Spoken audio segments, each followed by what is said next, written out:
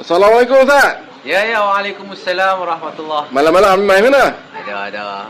Main jalan-jalan sikit. Jalan lah, bukan naik kereta lah. Ya. Dah, awak depa bagi buah buruk ke Ustaz ni? Ni kalau tengok dekat ni nampak buruk noh. Tu noh. Oh, Tapi tuan dia bagi jaminan buah ni elok ni. elok noh.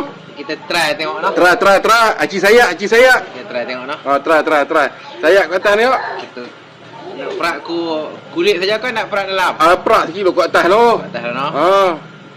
Dia bukan leh gopoh sangat. Kita tengok macam mana kejadian dia. Biar ayak menitik tak manis tu.